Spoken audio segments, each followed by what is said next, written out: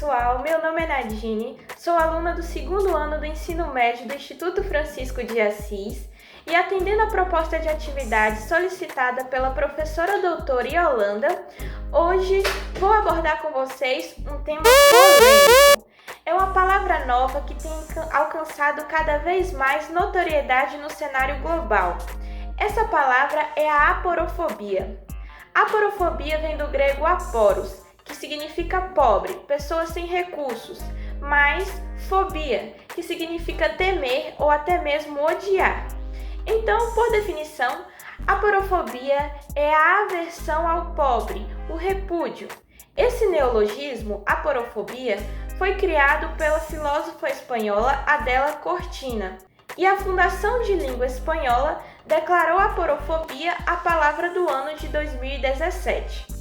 Diante dessas primeiras informações, podemos nos perguntar o que determinada palavra tem de relevante, de pertinente, qual é a importância da criação de determinada palavra e qual é a reflexão que ela nos possibilita.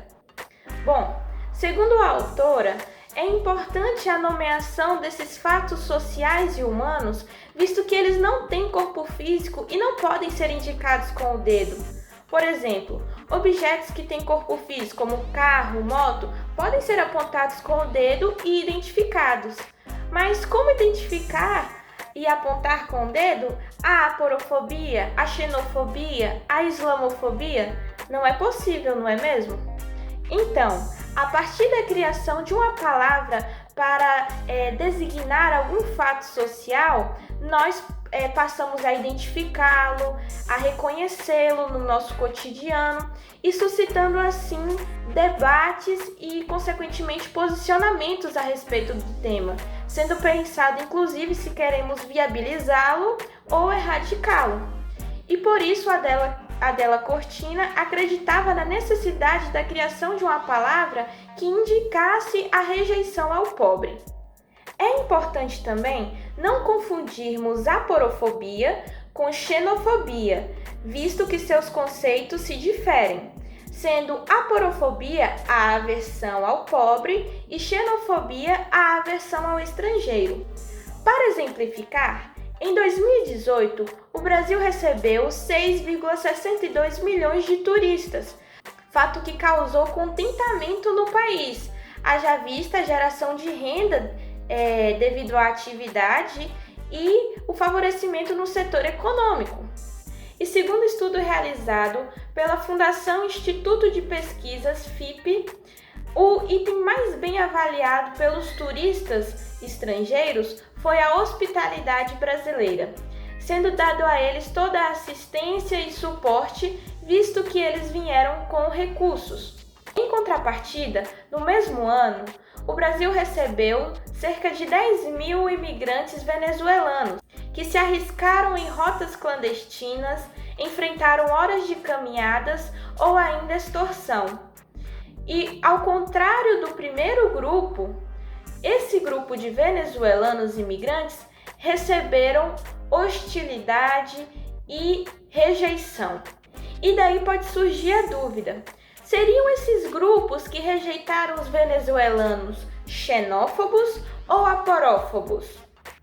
Daí, cabe refletirmos: será que a rejeição ocorreu pelo fato deles serem estrangeiros ou pelo fato de serem pobres, ou pelo fato da sua condição econômica? Então, será que esses mesmos venezuelanos receberiam o mesmo tipo de tratamento se sua situação financeira fosse diferente da atual? Convém refletirmos, pois muitas vezes identificamos situações e se classificamos como xenofobia quando a palavra ideal para esse tipo de situação social seria aporofobia. Ainda assim, é importante dizer que a rejeição aos pobres não ocorre somente com pobres de nacionalidades diferentes, mas também aos pobres do nosso próprio país, sendo inclusive informado pelos noticiários rotineiramente as discriminações e retaliações que pessoas em situação de rua sofrem. Mas então, qual seria a base desse dilema chamado aporofobia? Para explicar a base dessa problemática, Adela Cortina reconhece que nós seres humanos somos seres recíprocos, no sentido em que estamos dispostos a dar, contando que recebamos algo. Vivemos assim em uma sociedade baseada na troca. Pode-se até citar frases que comumente são utilizadas no cotidiano e que refletem esse tipo de pensamento, como uma mão lava a outra e as duas se lavam, ou hoje faço por você, mas amanhã você pode estar fazendo por mim. Então, é claro que essa capacidade do ser humano cooperar com o outro é algo muito positivo. Porém, o que acontece com todos os outros indivíduos que aparentam não ter nada a oferecer em troca?